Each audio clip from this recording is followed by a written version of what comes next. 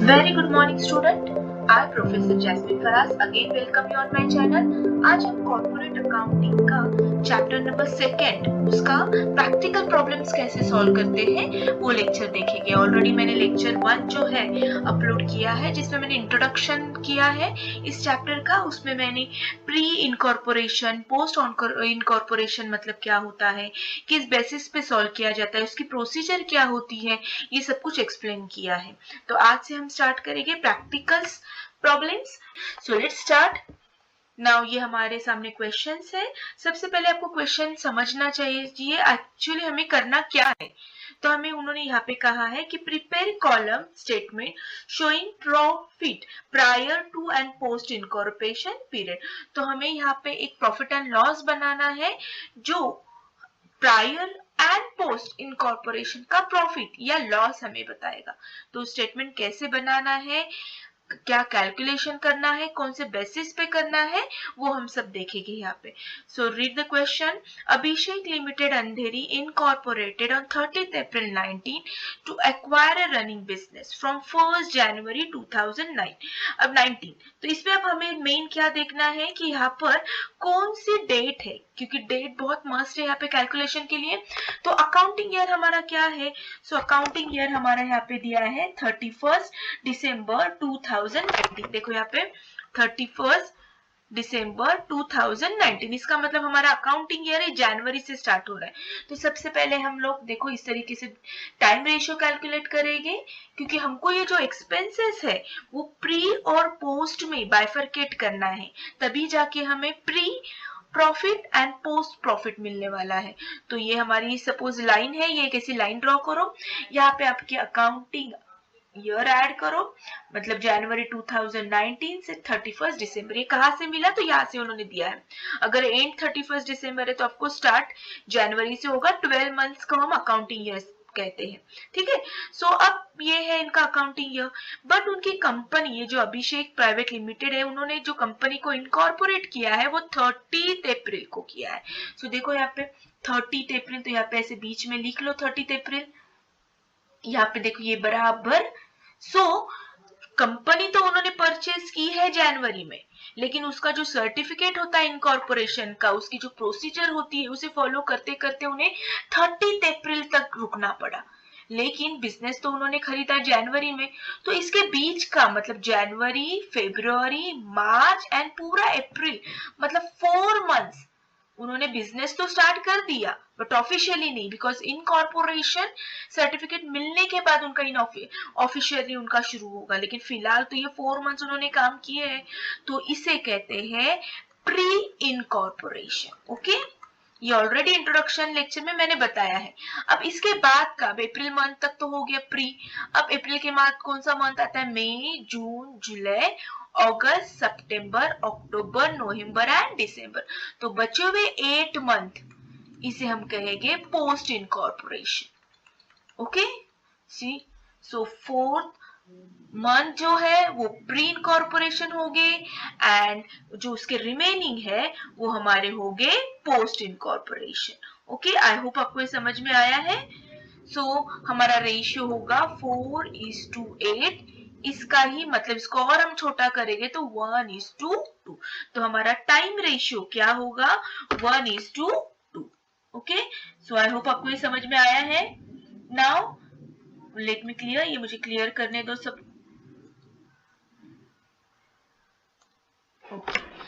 तो इसका रेशियो हमें ऑलरेडी मिल चुका है।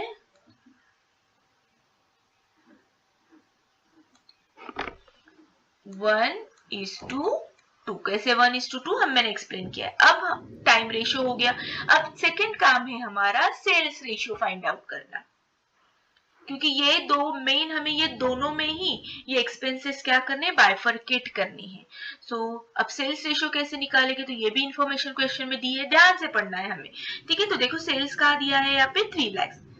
अब यहाँ पे उन्होंने दिया है, फर्स्ट एडजस्टमेंट पढ़ो, ईयरली टर्नओवर अराउंड ₹3 लाख, ठीक है। ईयरली उनका जो है वो है 1 lakh, sorry 3 lakh, out of which sales up to 1st May मतलब 30th अप्रैल ही ना, 30 अप्रैल इमीडिएटली नेक्स्ट डे फर्स्ट में आता है, तो कंफ्यूज करते हैं हम लोग। इसका ही मतलब 30 अप्रैल, इसका मतलब प्री।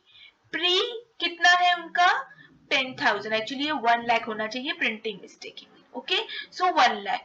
तो जो प्री है सेल्स वो है उनका 1 लाख, और जो पोस्ट है वो है उनका 2 लाख। देखो टोटल सेल्स 3 लाख है, जो कि उन्होंने यहाँ पे भी दिया है और यहाँ पर भी दिया है कि कहीं से भी आप ले सकते हो।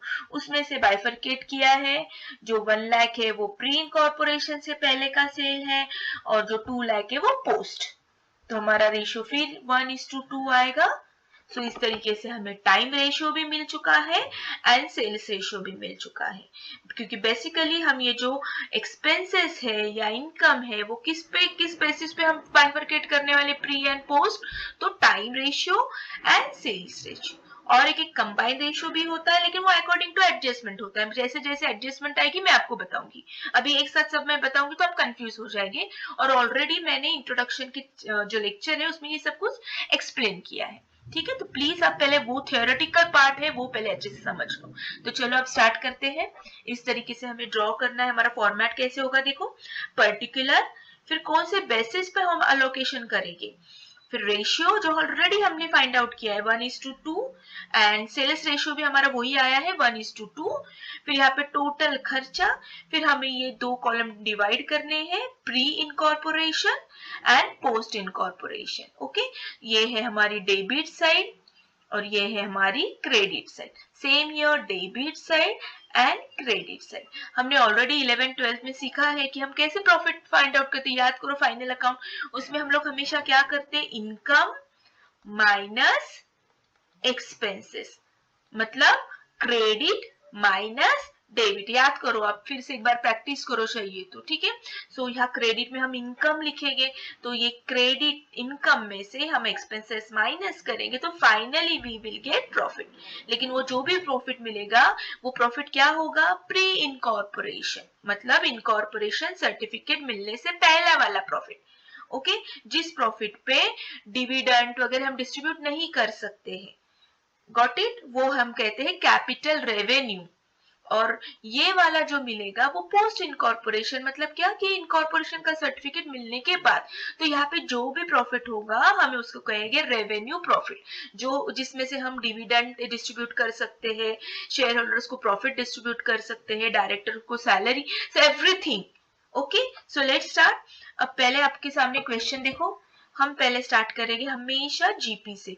वाई जीपी ना, यहाँ पे ट्रेडिंग अकाउंट तो दिया है उन्होंने, लेकिन हम यहाँ पे स्टेटमेंट कौन सा बना रहे हैं, प्रॉफिट एंड लॉस वाला। तो हम यहाँ पे ये इग्नोर करेंगे, हम डायरेक्टली क्वेश्चन जीपी से स्टार्ट करेंगे, ग्रॉस प्रॉफिट से। Got it. तो कभी कभी क्वेश्चन में सिर्फ इतना ही पार्ट आपको देंगे, ये नीचे वाला, कभी कभी ये दोनों भी देगी, ये ट्रेडिंग अकाउंट भी देगी, प्रॉफिट एंड लॉस भी देगी, but you don't get confuse. हमें फोकस किस पे करना है, फाइनली हमें फोकस करना है सिर्फ ये वाले पार्ट पे, प्रॉफिट एंड लॉस वाले। तो जस्ट कीप इट, ये इसको कट करो। ओके, सो अब हमारे पास जीपी 90,000 है, लेकिन ग्रॉस प्रॉफिट फिर हमें अब डिस्ट्रीब्यूट करना है कि इनकॉर्पोरेशन सर्टिफिकेट के पहले इसमें से हमने कितना जीपी कमाया और इनकॉर्पोरेशन सर्टिफिकेट के बाद कैसे। तो देखो कैसे लिखना है, ध्यान से देखना है, ये पहला प्रॉब्लम है इसलिए डिटेल में आपको समझा रही हूँ। सो टोटल ग्रॉस प्रॉफिट है, कौन से बेसिस पे करना है, तो ऑफकोर्स प्रॉफिट हमेशा सेल्स बेसिस पे ही होता है, क्योंकि देखो ना यहाँ पे जीपी ग्रॉस प्रॉफिट, जितना सेल ज्यादा होगा उतना जीपी हमारा होगा, जितना सेल्स कम होगा उतना जीपी होगा। तो हमारा ग्रॉस प्रॉफिट जो हमेशा डिपेंड होता है किस पे होता है, सेल्स पे होता है। तो इसको हम सेल्स बेसिस पे करेंगे। तो बताओ मुझे सेल्स बेसिस, अभी हमने फाइंड आउट किया लास्ट स्लाइड में 1:2 है, तो लिख दो यहाँ पे 1:2। कितना टोटल जीपी है, यहाँ पे देखो 90,000, तो टोटल जीपी 90,000 है, ग्रीन में लिखा है इनकम है इसलिए, ठीक है। अब ये 90,000 टोटल है, लेकिन हमारा मेन काम क्या है, pre and post find out करना है।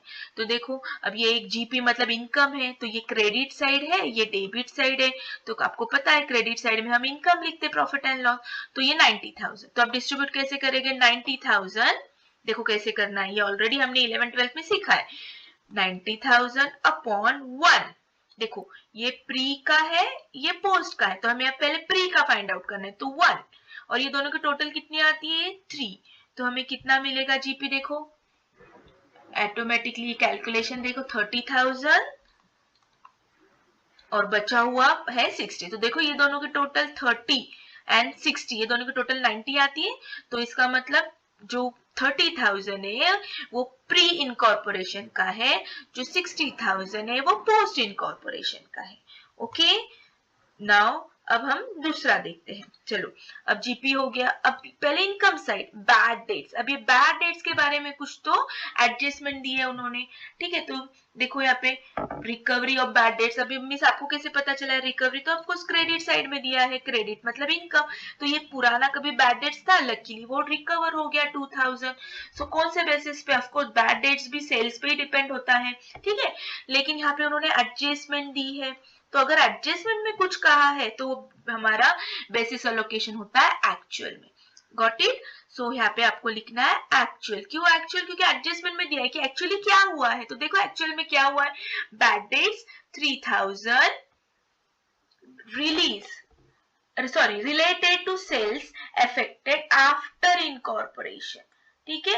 And recovery of bad debts in respect of right of during 2017। तो अभी फिलहाल हम रिकवरी वाला देख रहे हैं।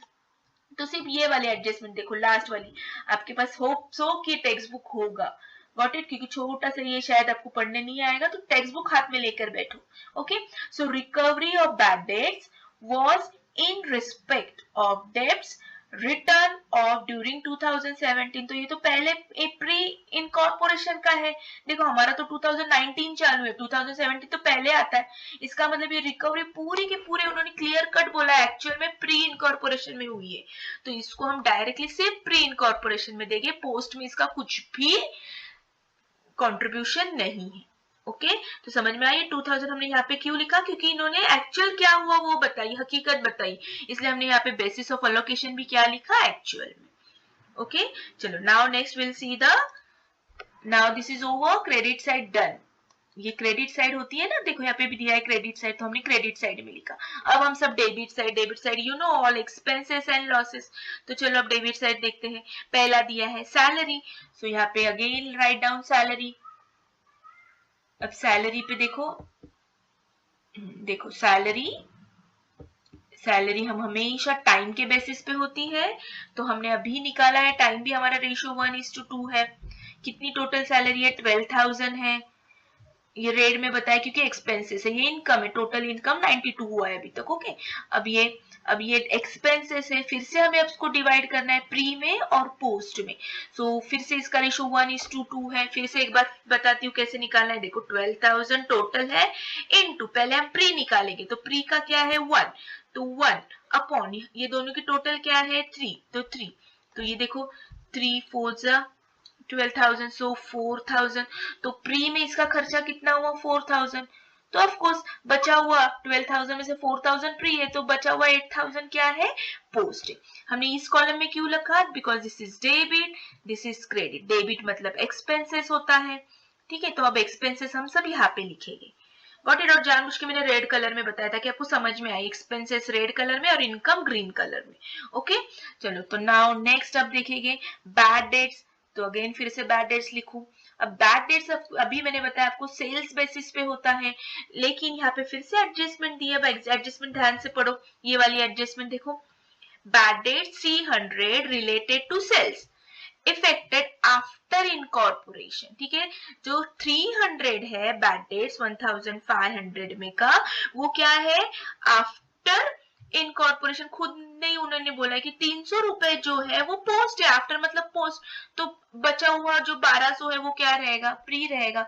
सो ये भी एक्चुअल एडजस्टमेंट दिया है, तो एक्चुअल बेसिस लिखो। टोटल था हमारा, कितना था हमारा टोटल, देखो बैड डेट्स 1500, उसमें से उन्होंने ही बोला है कि 300 तो आफ्टर है मतलब पोस्ट है। तो 300 अगर पोस्ट में है तो बचे हुए 1200 हमारे प्री है।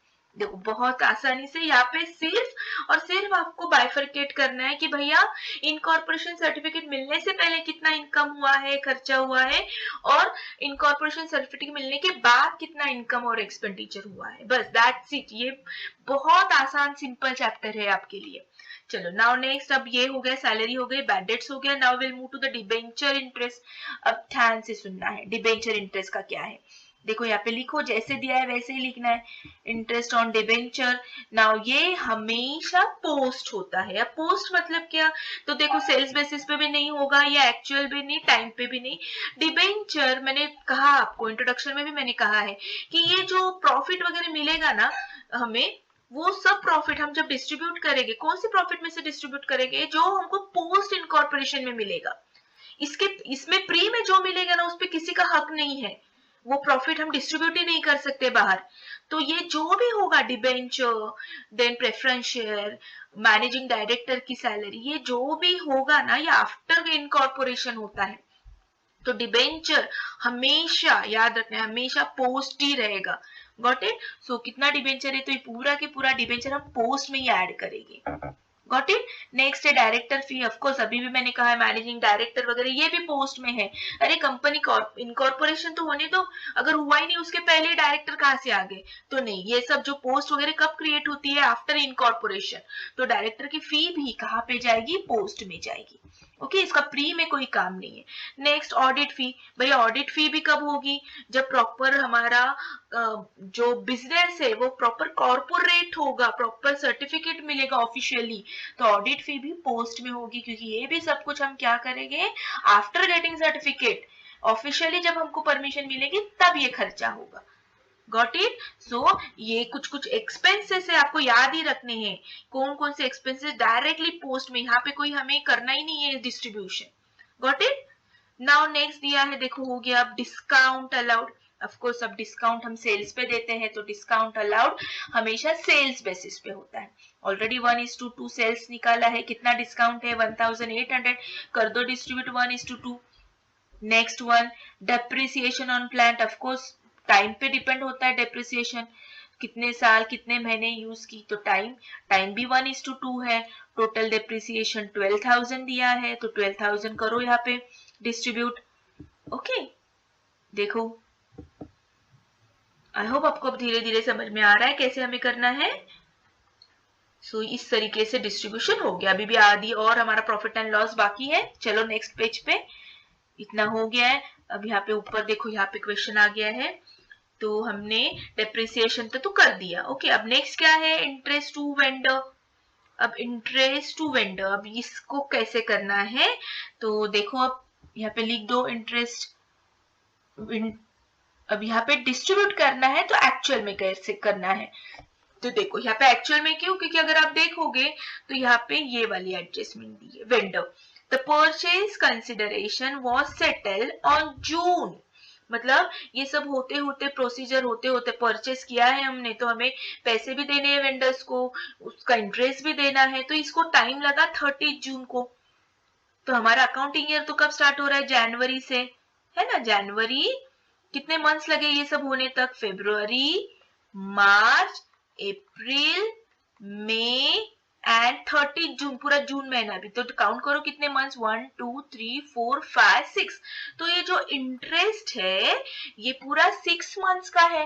ओके, सो 6 मंथ्स का कैसे आएगा, यहाँ पे कैसे कैलकुलेट करना है, देखो यहाँ पर अब है 1500। देखो यहाँ पे मैंने नीचे करके बताया है, नीचे आ जाओ, ये वर्किंग नोट है, देखो ये आप आपके टेक्स्ट बुक में, रफ बुक में पीछे लिख सकते हो। सो टोटल ये जो 1500 है, कहाँ से आया 1500, यहाँ पे दिया है, लेकिन 6 मंथ्स के लिए है, क्योंकि ये काम होते होते, देखो यहाँ पे दिया है परचेज कंसिडरेशन, मतलब जो परचेज की जो प्रोसीजर थी वो सेटल होते होते जून हो गया, लेकिन हमने कब से हैंड ओवर ये किया था, कंपनी ली थी जनवरी से, तो 6 मंथ्स तक उसको इंटरेस्ट देना पड़ेगा वेंडर को।